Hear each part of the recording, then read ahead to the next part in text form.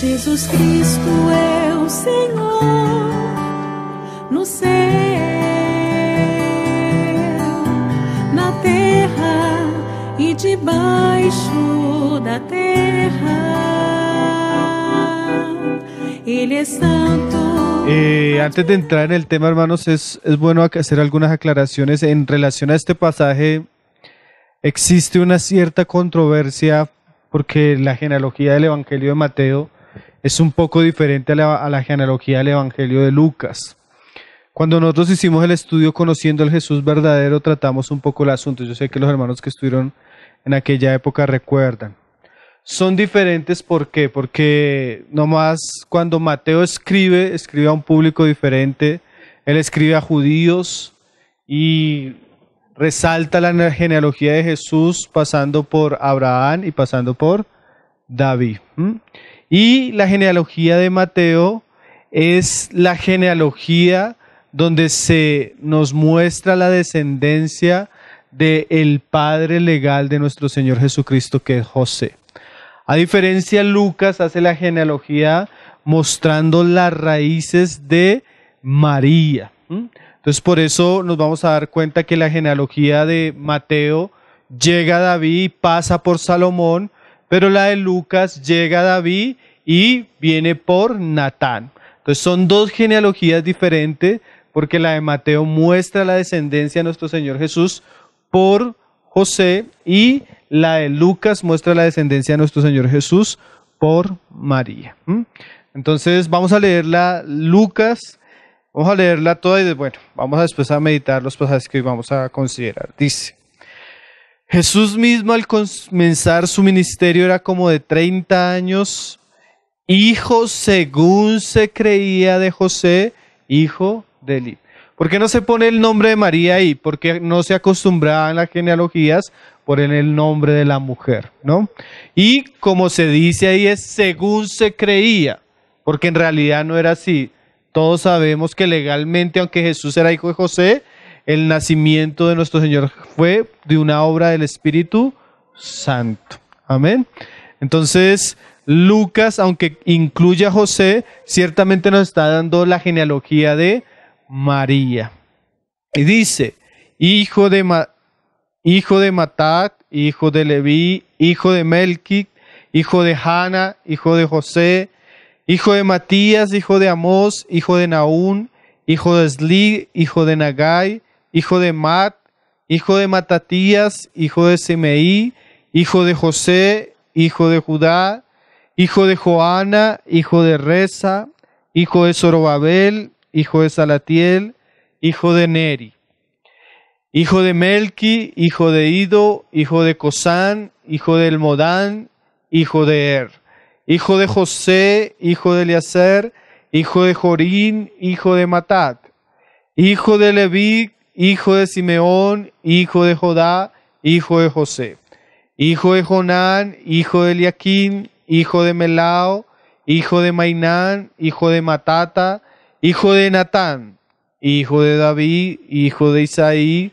hijo de Obed, hijo de Boz, hijo de Salmón, hijo de Nazón, hijo de Aminadab, hijo de Aram, hijo de Esrón, hijo de Fares, hijo de Judá, hijo de Jacob, hijo de Isaac, hijo de Abraham, hijo de Tarek, hijo de Nacor, hijo de Serug, hijo de Raucaú, hijo de Peleg, hijo de Eber, hijo de Sala, hijo de Cainán, hijo de Arfasac, hijo de Sem, hijo de Noé, hijo de Lamec, hijo de Matusalem, hijo de Nog, hijo de Jarek, hijo de Mahalalel, hijo de Cainán, hijo de Nos, hijo de Set, hijo de Adán, hijo de Dios. Entonces, como vemos en esta genealogía, también a diferencia de Mateo, la genealogía comienza de Jesús y comienza a mostrarnos de quién eran hijos hasta llegar a Adán, hijo de Dios. Que a diferencia de Mateo, Mateo sí comienza en Abraham. Comienza desde Abraham hasta llegar a Jesús. Bueno, ¿por qué es importante las genealogías, hermano? ¿Por qué es tan importante este asunto de que ambos evangelios, especialmente el de Mateo y el de Lucas, Mateo comienza en el capítulo 1, verso 1, con una genealogía. ¿Cuál es la enseñanza de esto? Porque si la palabra es inspirada por Dios, debe tener un propósito, aunque para algunos hasta tal vez sea aburrido leer estos nombres, ciertamente tiene un significado y un propósito muy específico con relación al evangelio. Ahora, para los judíos era muy importante conservar el árbol genealógico de sus familias. ¿Por qué era importante? Porque como ellos tenían conciencia de ciertas promesas que Dios le había hecho a Abraham, y es más, se gloriaban en esas promesas como único pueblo de Dios, y aún como único pueblo que tenía la salvación de Dios, para ellos era muy importante identificarse como descendientes de Abraham. Ahí anteriormente en el verso 8, ya Juan el Bautista les había dicho a estos hombres que ellos tenían esto como esperanza, dice ahí: haced pues frutos dignos de arrepentimiento y no comencéis a decir de entre vosotros mismos, tenemos a Abraham por padre. Porque os digo que Dios puede levantar hijos a Abraham aún de estas piedras. Entonces ellos se vanagloriaban en su descendencia como hijos de Abraham y tenían muy presente eso. Además, los oficios sacerdotales, entre otros, se hacían por línea de descendientes, porque el oficio de Aarón fue dado a una familia.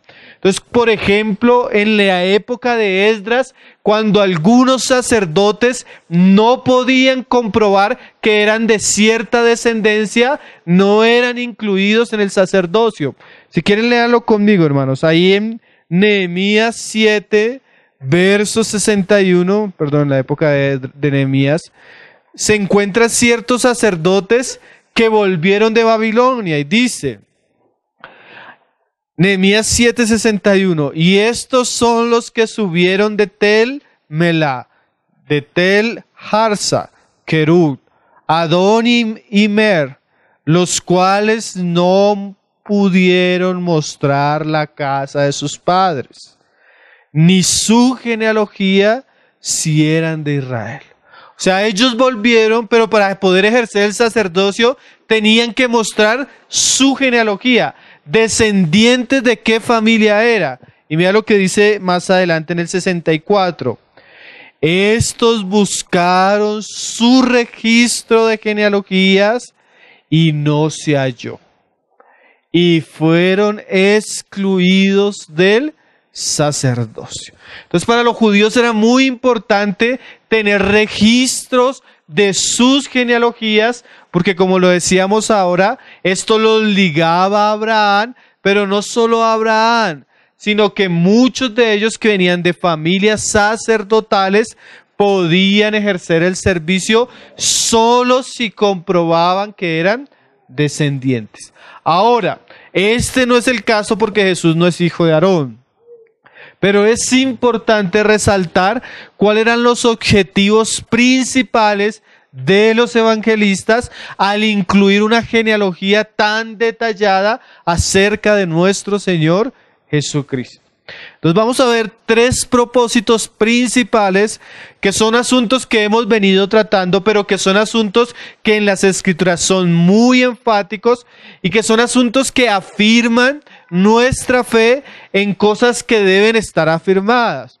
Entonces, el primer asunto en relación a la genealogía de Jesús, y creo que lo debemos tener muy presente aún por lo que estamos estudiando los domingos, era que la Escritura mostraba que Jesucristo era un hombre, y como hombre se le podría rastrear su árbol genealógico.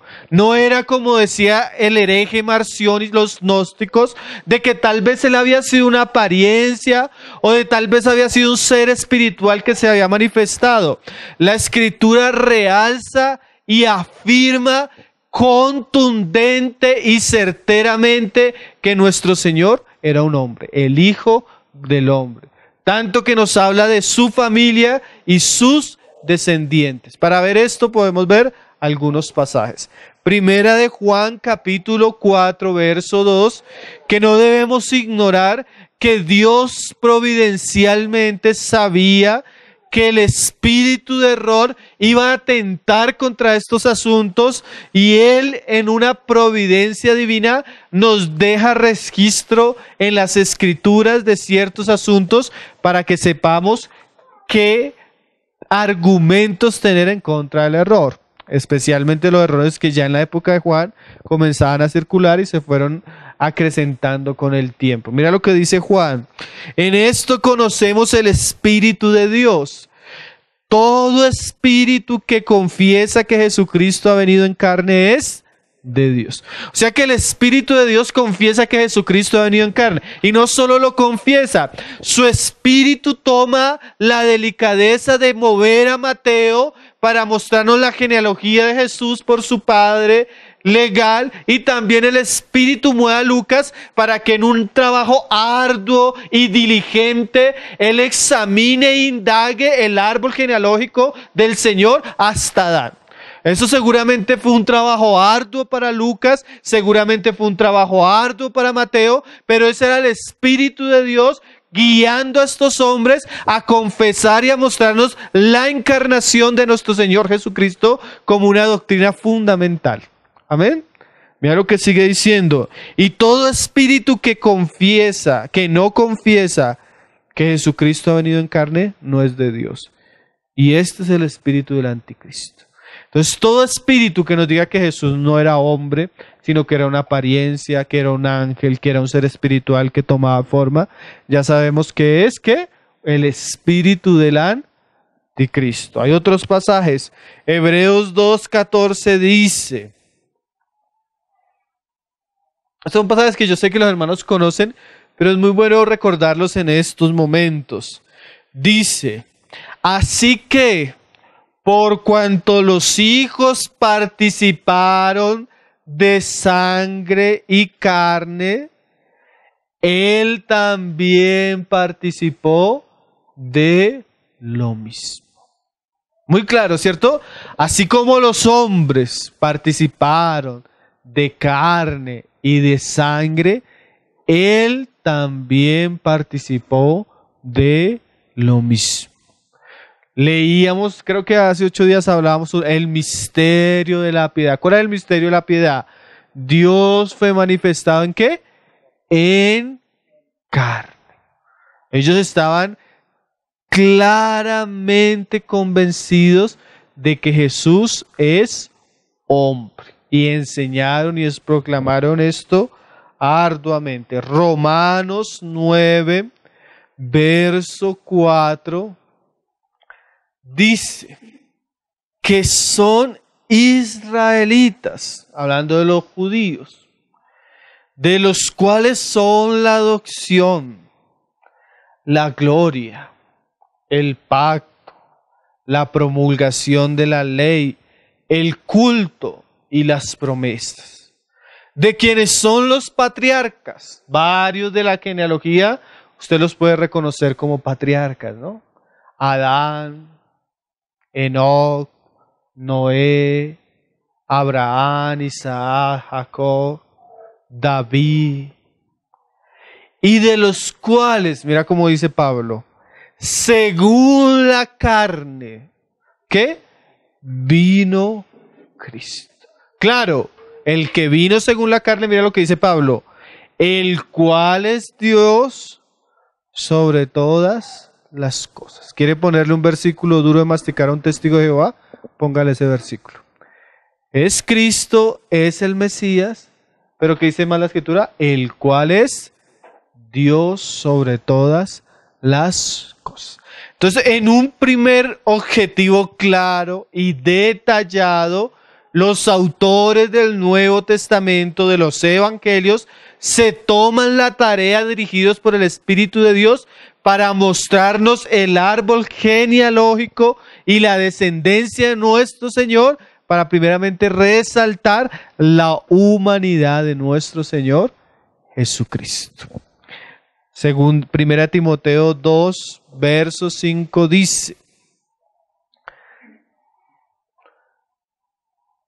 detalles que no podemos perder, porque cuando se pierden esos detalles, como lo decíamos la vez pasada, esos detalles y esos descuidos hacen que la herejía tome lugar en medio del pueblo de Dios, ¿no?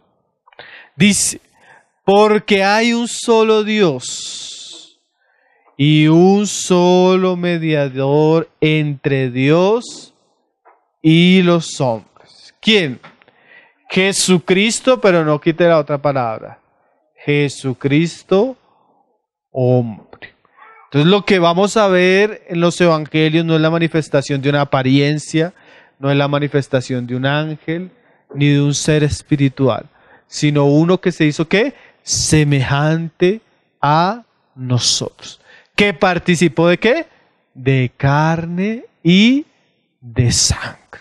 Ahora, las genealogías, tanto la de Mateo como la de Lucas, tienen dos objetivos principales, aunque Lucas va más allá, como lo vamos a ver ahorita, y es resaltar la descendencia mesiánica del Señor Jesús, vinculándolo con las promesas que Dios le dio tanto a Abraham como a David.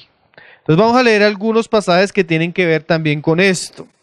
Hechos 2, verso 25. Es más, Mateo comienza su genealogía diciendo Jesucristo, hijo de David, hijo de Abraham. Entonces vamos a leer Hechos 2 para ver un poco cómo entendieron esto los apóstoles. Porque es un asunto que vamos a encontrar en todo el Evangelio, pero que también es un objetivo principal tanto de Mateo como Lucas. Aún Mateo, por la descendencia de José, resalta que José es hijo de David. Y también Lucas, por la descendencia de María, resalta que María también es de las familias de David. ¿Por qué? Porque habían muchas promesas. Usted puede leer Jeremías, usted puede leer Ezequiel, y usted puede leer aún los mismos libros como Segunda de Samuel, como Crónicas, donde Dios le habló promesas claras a David. Y esas promesas que Dios le dio a David se cumplieron en el hijo de David, que no era Salomón, sino aquel que tendría su reino para siempre, el Mesías.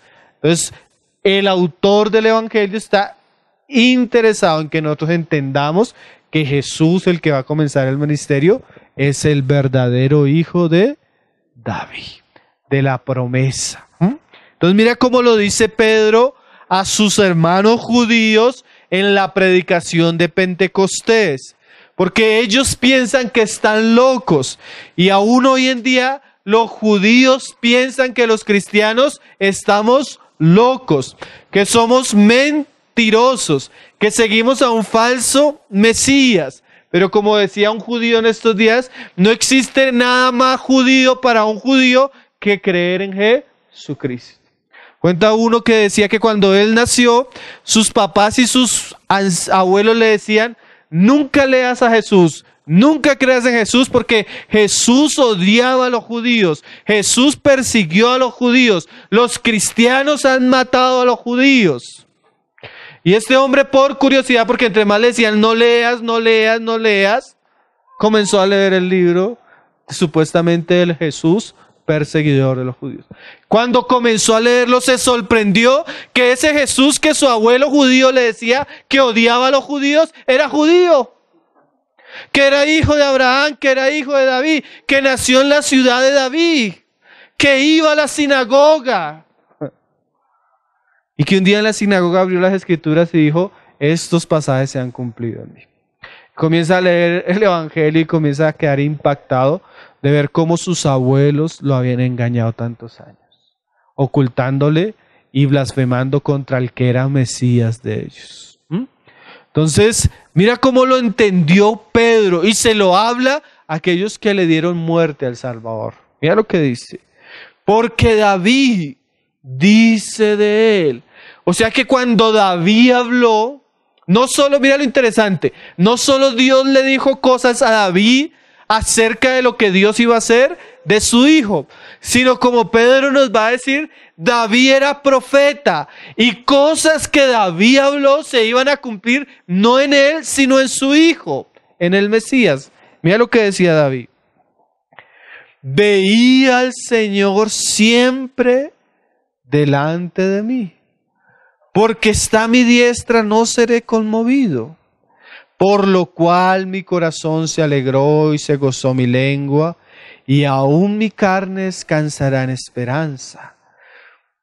Porque no dejarás mi alma en el Hades, ni permitirás que tu santo vea corrupción.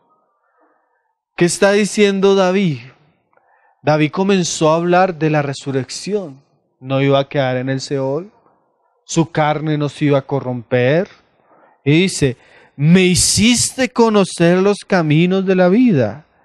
Me llenarás de gozo con tu presencia. Ahora, después de citar Pedro a David, comienza a darnos la interpretación de eso que dijo David.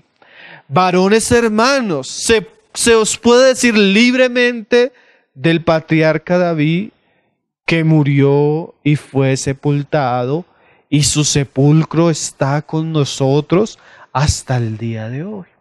O sea que lo que decía David era mentira, porque si Dios le había dicho que su carne no vería corrupción y su alma no sería dejada en el Hades, entonces ¿qué fue lo que sucedió? Ahora Pedro entiende que esa cita de David que él está dando y que él había dado, David no lo decía para él, sino que era una profecía que iba a mostrarle a los hombres cuál era su hijo, el escogido. Porque como dice Romanos 1, Dios habiendo anunciado el Evangelio y mostrando que Jesús era quien era, ¿cómo? Por medio de la resurrección de los muertos. O sea que la resurrección sería otra de las señales que acompañaría al Mesías para que los hombres se dieran cuenta que era el hijo de David. Eso es lo que va a decir Pedro, dice, pero siendo profeta y sabiendo que con juramento Dios le había jurado que su descendencia, es lo que está diciendo Pedro, o sea, que David sabía que Dios no solo le había hablado, sino había hecho un pacto. Dice Ezequiel, creo que dice así como el pacto del día y el pacto de la noche yo he creado. ¿Qué es el pacto del día y la noche? Que Dios haría todos los días salir, ¿qué? El sol, y que en la noche se ocultaría y saldría la luna, como señal. ¿Qué señal de qué? De que lo que Dios ha dicho se va a cumplir para siempre. ¿Qué día no sale el sol? ¿O qué día no se oculta? Él hizo un pacto con el día y con la noche, dice Ezequiel. Y así como él hizo un pacto con el día y con la noche, de que siempre saldría el sol y que siempre se oscurecería, dice Ezequiel, así yo hice un pacto con David y nunca me olvidaré de él. O sea que lo que Dios le había dicho a David era un juramento que así como el sol sale y siempre saldrá, así lo que le había dicho él a su descendencia se cumpliría. Y mira lo que dice Pedro. Cuando David habló de su descendencia. Mira lo que dice. Dice, sabiendo que con juramento Dios le había jurado que de su descendencia, mira esa frase, en cuanto la carne, ¿qué pasaría? Levantaría al Cristo para que se sentase en su trono. Entonces ya comienzo a entender por qué la genealogía.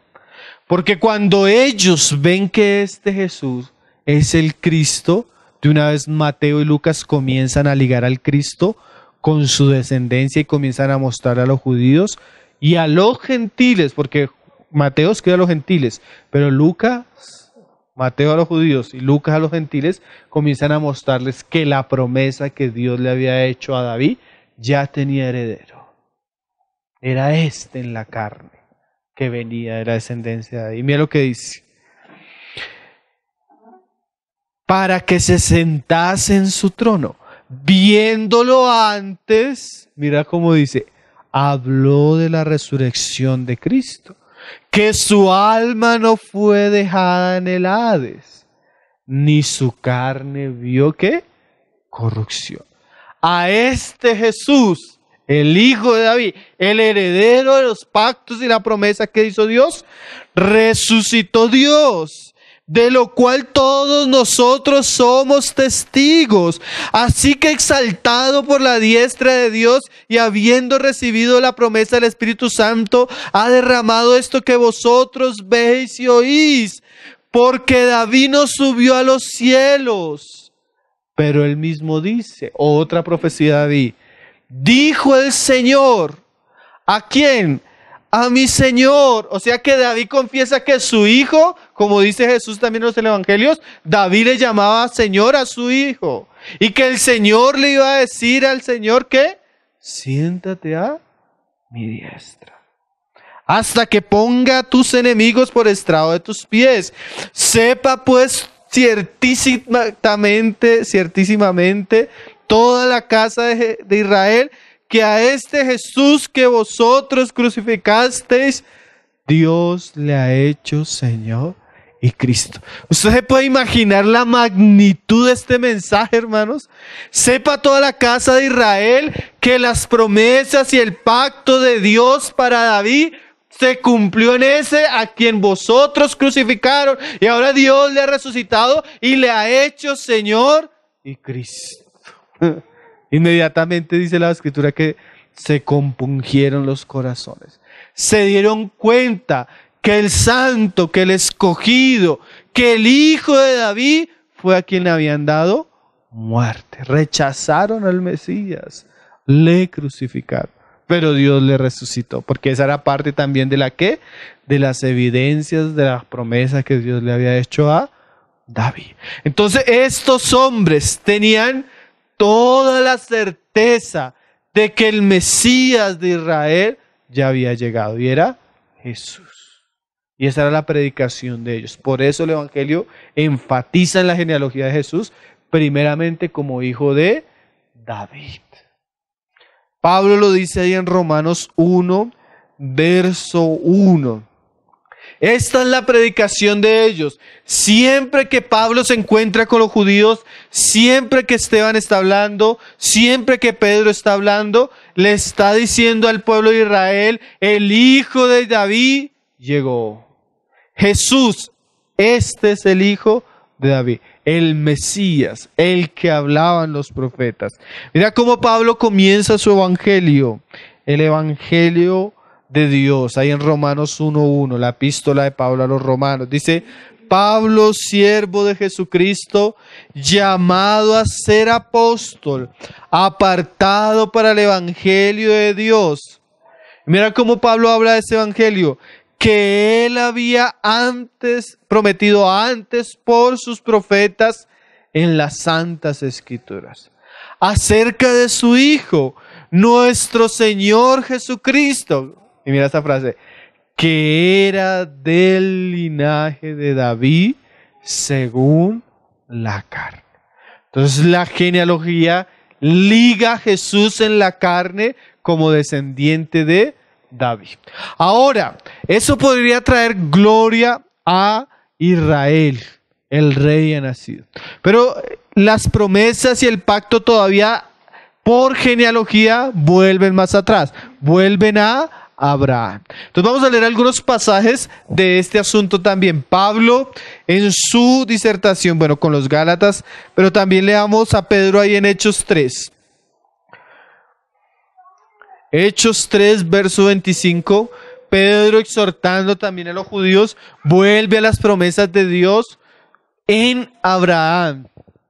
Y dice, vosotros sois los hijos de los profetas y del pacto que hizo Dios con nuestros padres, diciendo a Abraham. Esto es muy importante, hermano, porque la Escritura, el Evangelio, el Nuevo Testamento, no fue un nuevo libro que iba a abrogar el Antiguo, sino era que el cumplimiento. ¿Se acuerdan lo que hemos estado hablando de los gnósticos de Marción? Que Marción decía, el Dios del Antiguo Testamento es uno y el Dios del Nuevo Testamento es otro. Lo que hacen los evangelios con las genealogías es echar raíz a las escrituras, como dice Pablo, a las promesas, a los pactos que Dios había hecho con los padres de la nación. Especialmente ¿con quién? Con Abraham, ahora en este caso.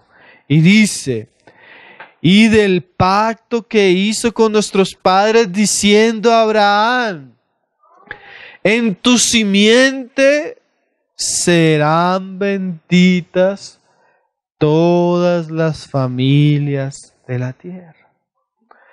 A vosotros primeramente Dios, habiendo levantado a su Hijo, lo envió para que os bendijese. Mira esa frase.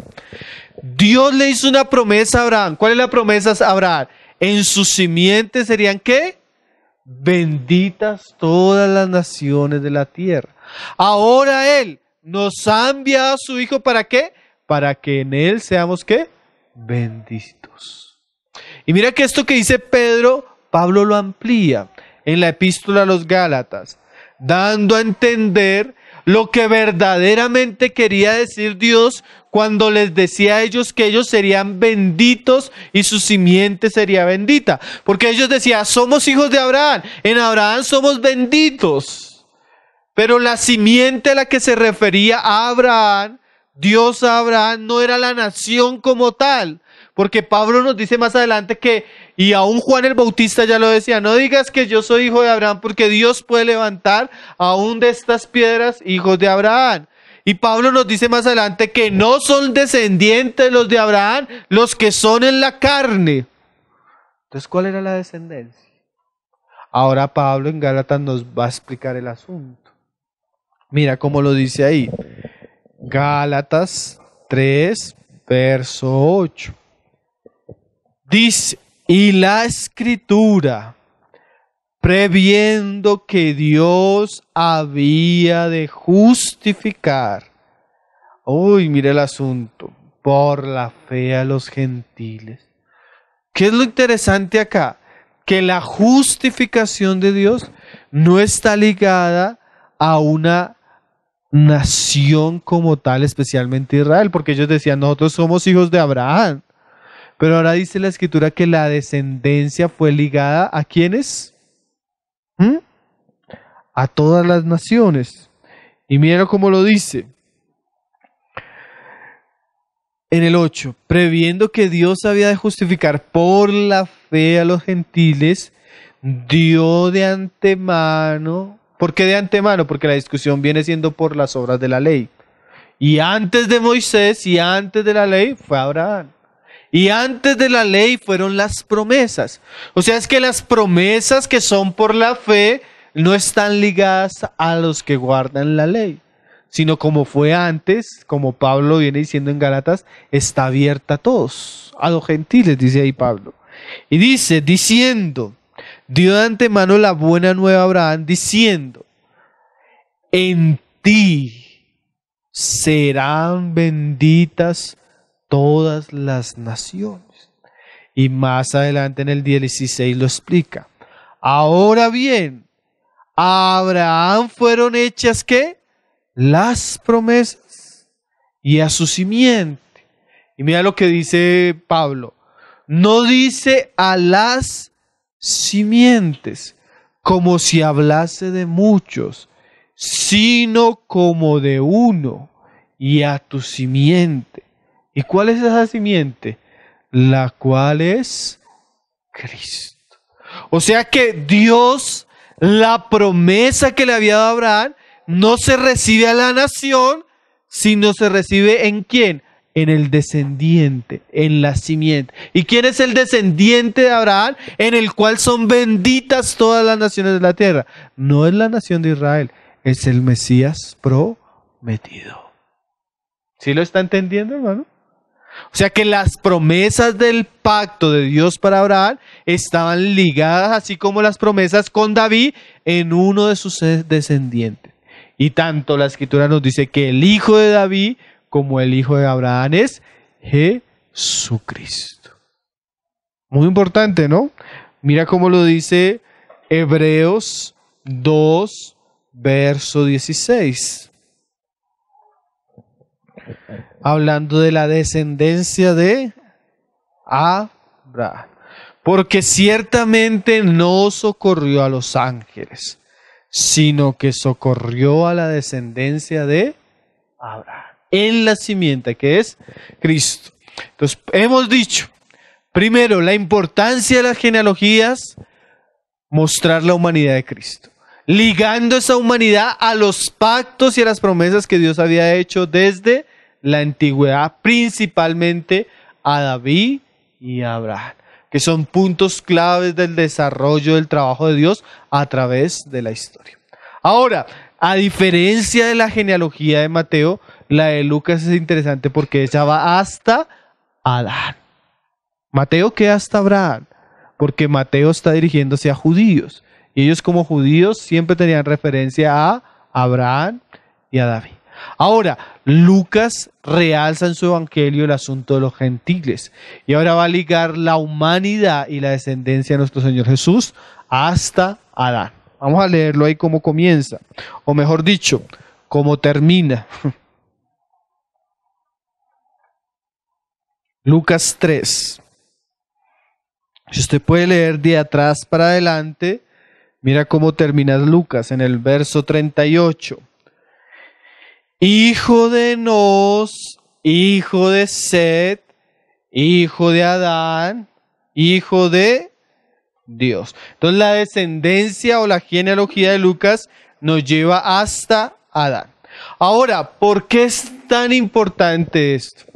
Bueno, aquí uno podría comenzar a decir muchos asuntos, pero como para resumirlo en todo, podremos decir que a diferencia de lo que pensaban los gnósticos y Marción, el Dios que envió a su Hijo fue un Dios que comenzó a trabajar y no ha dejado de trabajar hasta culminar su propósito. ¿Cómo así?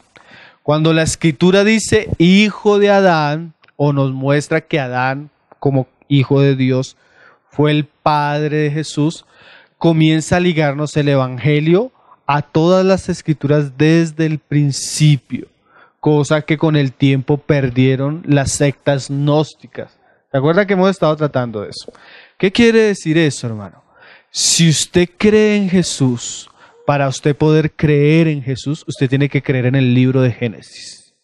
Porque si usted duda de Génesis, usted está dudando de la raíz y del comienzo de la revelación de Dios. ¿Por qué digo esto?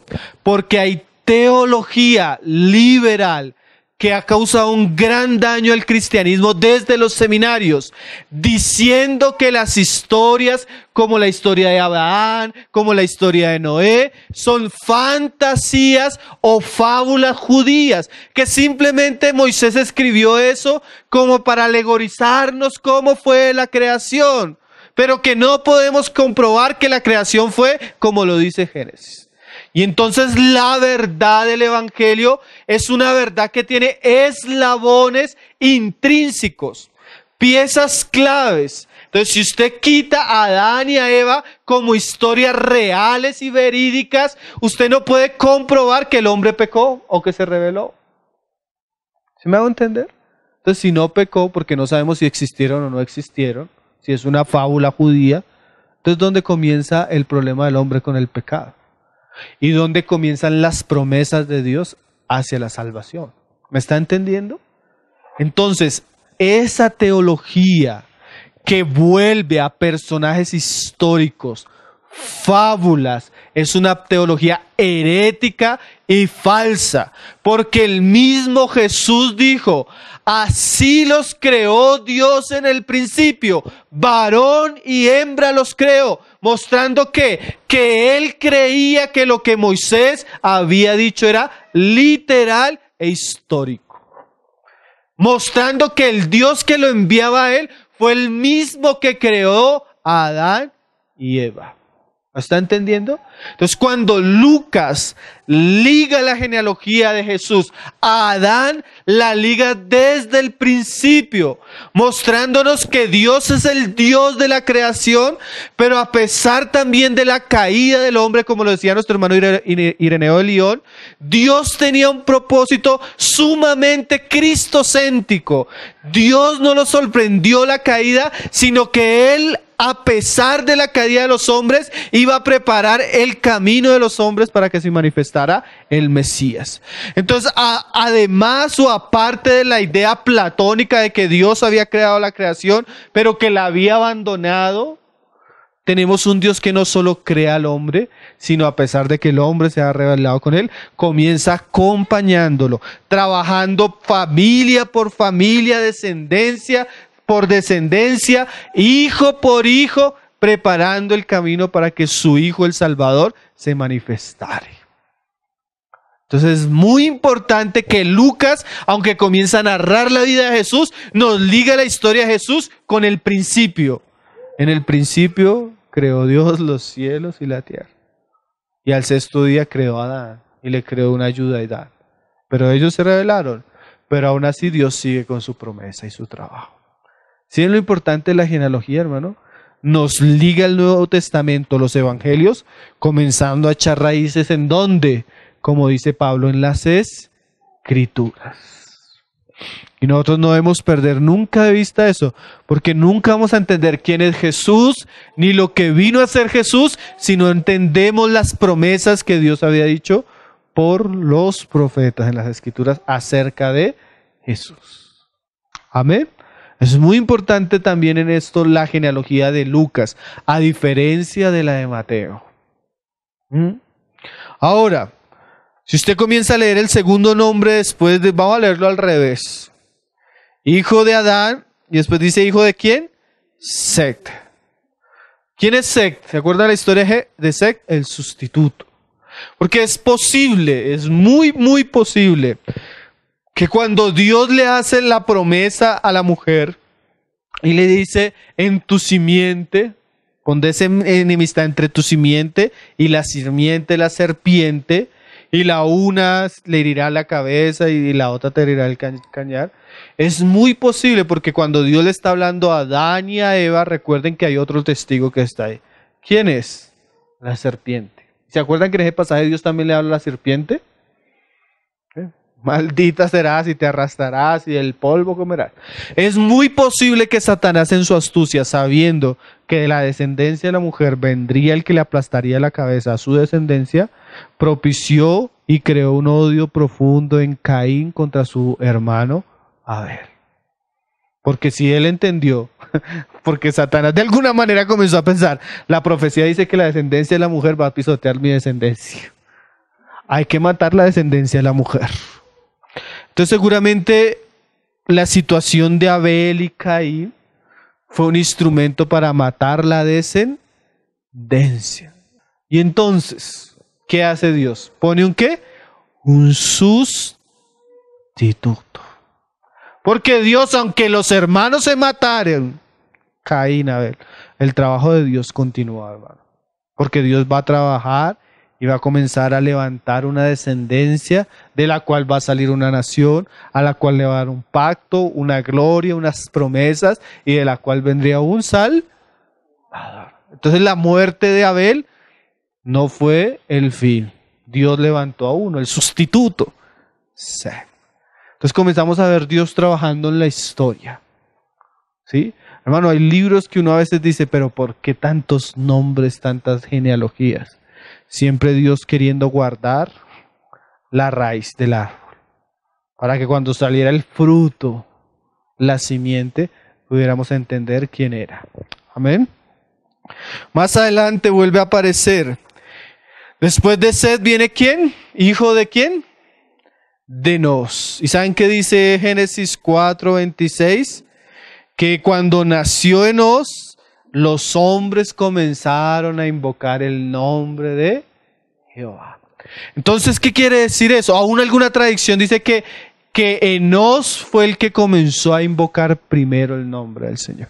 Entonces comenzamos a ver que Dios aparta, no solo crea, no solo guarda una descendencia, sino que esta descendencia de hombres comienzan a ser hombres que son temerosos de Dios, que invocan el nombre de Dios, en medio de una cultura que se estaba llenando en ese momento de maldad. Más adelante viene ¿quién? ¿Hijo de quién? De Set. Y después de Set, entonces dice hijo de Enos. Enos, padre de Set, ¿no? Enos, quien comienza a invocar el nombre. Después Cainán. Después Mahalael. Después Yared. Y después Enoch. Que Génesis 5, si quieren ir leyéndolo conmigo, también Enoch se vuelve un personaje sumamente ¿qué? Importante en la genealogía. Estos hombres, esa fue la descendencia que Dios comenzó a apartar y apartar de hombres que tenían ¿qué? Temor de Dios. Ahora dice Génesis 5:22. Y caminó Enoch con Dios. Hombres que tenían temor. Y dice ahí en el 24. Caminó pues Enoch y desapareció porque le llevó Dios. Entonces Enoch, de la descendencia de Jesús, comienza a ser el primer tipo de la resurrección o del hombre que no experimenta muerte. Dice Hebreos que fue porque Dios se agradó en él. Y dice Judas 1:14, que así como Dios le dio una promesa a Abraham, también le dio una promesa a Enoch. Y Enoch, dice la Biblia, que profetizó. Veámoslo ahí en Judas 1, verso 14. De estos, porque a veces nosotros leemos los pactos y las promesas, pero las promesas no solo comenzaron con Abraham. A una Eva y a un Adán ya Dios le había dado profecías y promesas. Y ahora mira lo que se dice de Enoch.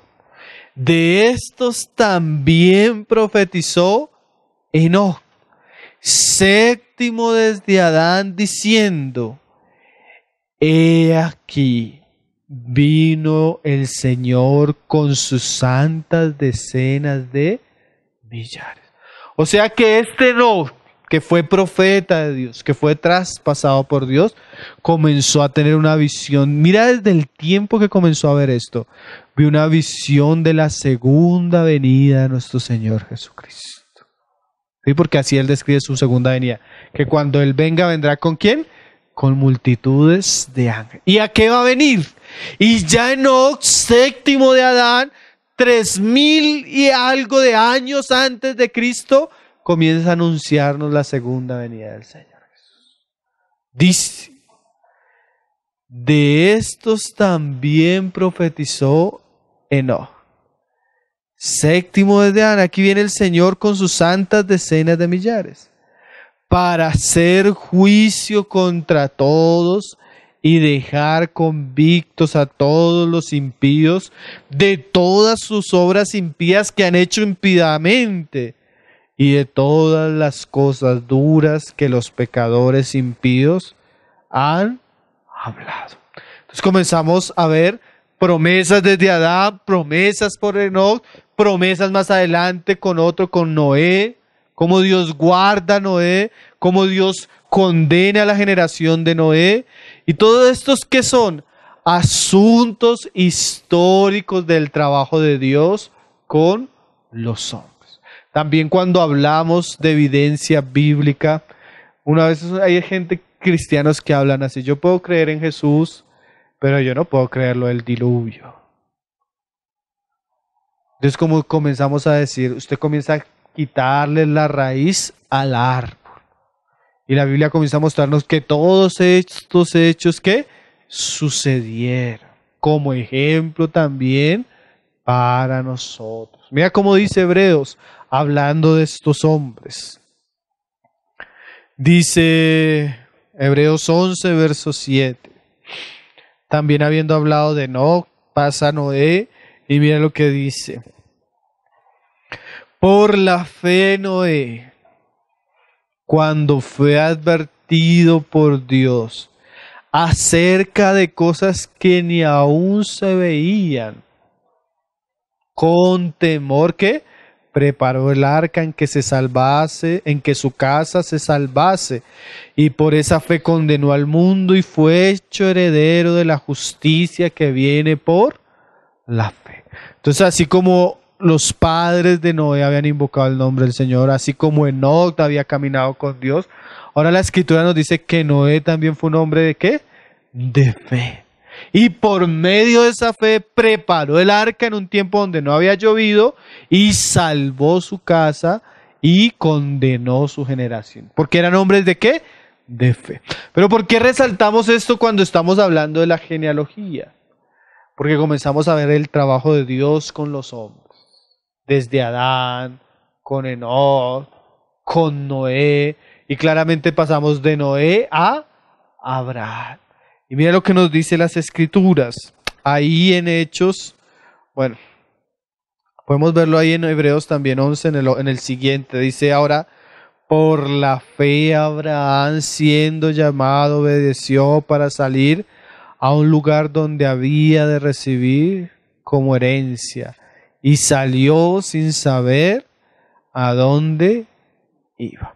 Entonces la Biblia siempre hace una ligación, une el proceso del trabajo de Dios hasta que ese trabajo culmina ¿en dónde? En Cristo. Y las genealogías tienen eso. Entonces, para ir terminando, le damos un pasaje ahí en Hechos, hermanos. En Hechos 7, el testimonio de Esteban. Mira lo que dice Esteban. Y solo vamos a resaltar unas porciones para ver cómo las Escrituras liga todo a Dios, a la obra de Dios. Y ahí comenzamos a entender cuando Jesús decía, mi Padre trabaja. Y el Padre no solo trabajó en la creación, Él descansó al séptimo día, pero después de la caída del hombre comenzó el trabajo de la redención y hasta el día de hoy trabaja. Y mira lo que dice Esteban. Él dijo, ahí en el 2, varones hermanos, y él lo liga de una vez a Abraham, y padres, oíd, el Dios que apareció a nuestro padre Abraham, estando en Mesopotamia, antes que morase ¿en dónde? En Harán. Ahora ese Dios que se le apareció a Moisés, que creó a Adán, con el cual caminó Enoc, el cual le hizo promesas a Noé, ahora dice Esteban, se le apareció a Abraham estando en Arabia, en Mesopotamia. Y ahora dice en el 32, que no solo se le apareció a Abraham, sino también se le apareció ¿a quién? A Moisés. Mira lo que dice, yo soy el Dios de tus padres. Mira que el que se le apareció a Moisés se identifica con la historia de los padres de la nación. Es el mismo Dios. Y mira lo que dice, el Dios de Abraham, el Dios de Isaac y Dios de Jacob. Ahora, el mismo que se le apareció a Abraham y se le apareció ahora a Moisés, ahora en el 45 Esteban narra que se le apareció a David. Y dice, ahí en el 45, el cual recibido a su vez por nuestros padres, lo introdujeron con Josué al tomar posesión de la tierra a los gentiles, a los cuales Dios arrojó de la presencia de nuestros padres, y mira lo que dice, hasta los días de David. Este halló gracia delante de Dios. Entonces usted comienza a ver cómo va el camino. ¿Sí? Abraham. Después de Abraham, ¿a quién? A Moisés, pero le recuerda a Moisés que él es el Dios de Abraham. Después los introduce a la tierra y dice, ¿hasta cuándo? Hasta David. ¿Sí? ¿Y saben cómo comienza Hebreos? Dios hablando muchas veces, de muchas maneras. Ahora, ¿cómo nos ha hablado? Por el Hijo. ¿Por qué estamos haciendo este recuento, hermano? Así para algunos les parezca pesado o que los veo durmiéndose. Porque es importante ligar las Escrituras siempre al trabajo de Dios. La revelación ha sido, ¿qué? Progresiva, hermano. Y echa raíz, ¿dónde? Desde Adán. ¿Hasta dónde? Hasta Cristo. Y en la genealogía vemos eso muy claramente. Porque a veces nosotros comenzamos el Evangelio más adelante, pero el Evangelio, dice Pablo, que estaba revelado en las Escrituras por los profetas. O sea, Pablo apunta atrás. Jesús, ¿por qué los judíos se escandalizaron? Los discípulos se escandalizaron cuando lo que sufrió el Señor, y Jesús les dijo: insensatos y tardos de corazón para creer los que los profetas y las Escrituras ¿qué? Han dicho. Si la nación de Israel hubiera estado atenta a los profetas y a lo que Dios había dicho, no se hubieran sorprendido con lo que vivió el Señor. Y ahora mira lo que dice Esteban. Entonces, pasó por Abraham, llegó a Moisés, saltó a David, y mira lo que dice ahora cuando lo van a apedrear. Pero Esteban, en el 55, lleno del Espíritu Santo, puesto los ojos en el cielo, mira lo que dice: vio la gloria de Dios y a Jesús que estaba a la diestra de Dios. ¿Sí ve cómo va? Va acá, va acá, va acá, y ahora termina allá. ¿Y a quién termina viendo? A Jesús. Porque también es importante que cuando veamos la historia de Israel, porque a veces uno lee los libros y por eso no los entiende. Uy, hermanos, que yo leo números y esos son puros nombres y puras cosas, crónicas. ¿Para qué tanto nombre? Pero no se pierda, todos esos libros y todos esos nombres apuntaban a uno solo. No se pierda leyendo la Biblia. Es la preparación de la manifestación ¿de quién? De este Jesús. Amén. Terminamos 2 Corintios 5, verso 18. Y todo esto, dice Pablo, que ahora nosotros somos llamados a anunciar. Porque una vez así como estos hombres entendemos quién es Jesús, el hijo de David, el hijo de Abraham, que todas las promesas se cumplen en él, ahora comenzamos a ver a Dios trabajando, pero eso también tiene un encargo para nosotros. Porque como nos vamos a dar cuenta en este pasaje, como Pablo dice, ahora nosotros tenemos un ministerio en relación a eso. Y dice ahí, en el 5:18, y todo esto que proviene de Dios. Dios que creó a Adán, Dios que a pesar de que tuvo que sacar a Adán del Edén por su pecado, no lo abandonó, sino le hizo promesas a Adán. Dios que cuidó una descendencia, que caminó con él, que invocó su nombre, que fue libre del diluvio, que aunque se hallaba en una nación pagana como Mesopotamia, Dios saca a ese hombre, Dios le hace promesas. Aunque no podía tener hijos de este hombre, Dios le concede como un milagro tener un hijo al final en su vejez.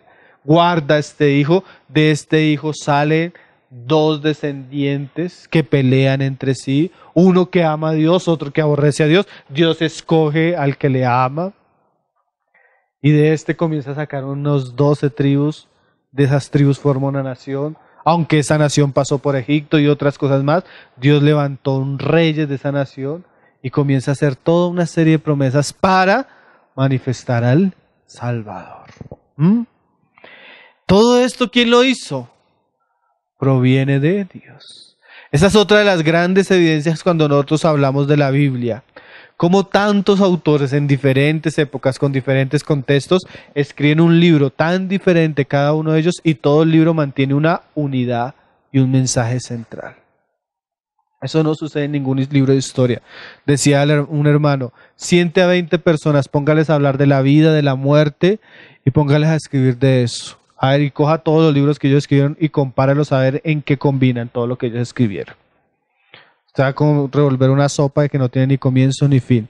Ahora, estos más de 20 autores, casi algunos 3.000 años de diferencia, diferentes países, diferentes idiomas, diferentes contextos, y cuando escriben los libros y los juntas, tú te das cuenta que todo cuadra como un rompecabezas perfecto. Dios detrás de la historia de la nación, preparando al Salvador. ¿Quién nos reconcilió consigo mismo por Cristo? Y nos dio el ministerio de la reconciliación. Que Dios estaba en Cristo, reconciliando ¿a quién? Al mundo. Y eso es lo interesante del Evangelio de Lucas a diferencia del de Mateo. El de Mateo comienza con los judíos, porque es para judíos, pero el de Lucas comienza con Adán, porque es el Evangelio para el mundo. para los hombres, para los gentiles, no tomándoles en cuenta a los hombres sus pecados, y nos encargó a nosotros la palabra de la reconciliación. O sea que cuando nosotros miramos el Evangelio de Lucas, y no solo el Evangelio de Lucas, la genealogía de Lucas y las Escrituras, ahora vemos que nosotros tenemos un encargo. El encargo de poder anunciar que Dios estuvo preparando a través de toda la historia a un Salvador, y que por medio de ese Salvador ha reconciliado todas las cosas consigo mismo. Y ahora nosotros somos heraldos de ese glorioso Salvador que Dios preparó por 4000 años y que manifestó a Israel en los tiempos de Juan el Bautista. Y ahora ese Salvador ha cambiado nuestras vidas, nos ha reconciliado con Dios, y ahora tenemos el ministerio de anunciarlo. Qué precioso que las Escrituras cada vez nos echan raíz en cosas que a veces nosotros no notamos cuán importantes son. Amén. Nosotros tenemos un poderoso Salvador, hijo de David, hijo de Abraham, hijo de Adán, semejante a nosotros, pero sin pecado. Y ahora es quien anunciamos y a quien deseamos conocer. Entonces, qué bueno es poder tener estos tiempos, hermano. Qué bueno es poder entender las Escrituras. Qué bueno es poder tener una fe sólida, enraizada en la verdad. Entonces el Señor nos sigue ayudando, el Señor nos sigue haciendo fieles a aquel que Él envió como Salvador, que le podamos conocer y le podamos predicar, porque ciertamente Él no vino solo a salvar a los judíos, sino cada vez que usted camine por la calle y mire a las personas, piense que Jesús vino a salvar a cada uno de los hombres que Él creó y que Él amó. El Señor nos ayuda a ser ministros no mudos, sino como dice Pablo, que rogamos a las personas para que se reconcilien con Dios por medio del Salvador, que es nuestro Señor Jesucristo. Vamos a orar, hermanos, vamos a dar gracias al Señor por su palabra y después vamos a tener el tiempo que tenemos acostumbrado de mutualidad. Padre, te damos gracias por tu palabra, Señor. Te damos gracias porque nosotros hemos conocido a tu Hijo, Señor. Porque sin ser olivo, Señor, siendo olivos silvestres, tú nos has injertado en él, Señor. Tú nos has hecho participantes de las promesas que tú diste a tu siervo Abraham, de las promesas que tú diste a tu siervo David, Señor, de las promesas que tú hiciste al hombre cuando lo creaste, Señor. Ciertamente tú habías preparado todas las cosas para reunirlas en Cristo Jesús, en la dispensación del cumplimiento de los tiempos. Y ahora nosotros somos participantes de tan grandes y preciosas promesas. Tú, Señor, reconciliándolo todo en tu Hijo, Señor. Ahora, Señor, haznos ministros verdaderos, Señor, de ese ministerio, Señor, el de la reconciliación. Que podamos conocer a tu Hijo, que Él pueda ser engrandecido, Padre, en medio nuestro. Que Él pueda ser honrado, servido y predicado en medio de nuestra generación, Señor. Que las palabras que hemos conocido, que tú nos has revelado, no queden escondidas debajo de la mesa, Señor, sino que tú enciendas el candelero para que Él alumbre y para que Él llegue a muchos, Señor, y tu Hijo sea magnificado y glorificado a través, Señor, de la salvación de los muchos que tú prometiste que en Él serían benditos, Señor. Oramos por la bendición de Cristo para nuestra generación, para nuestros hijos, para nuestros vecinos, Señor. Oramos para que este evangelio glorioso, Señor, llene toda la tierra, Señor. Bendice tu palabra y que tu palabra en esta generación sea regada, Señor, y muchos lleguen al conocimiento de la verdad y sean salvos, Padre. Te lo pedimos de todo corazón, Señor. Primeramente por los nuestros, por nuestras casas, por nuestros hijos, pero también por todos aquellos que nos rodean, Señor. Tú lo prometiste en tu Hijo, que Él sería la bendición a todas las naciones, Señor. Que esa bendición llegue a nuestra ciudad, a nuestro país, Señor. La bendición de tu evangelio, Padre. Ao leão de Judá.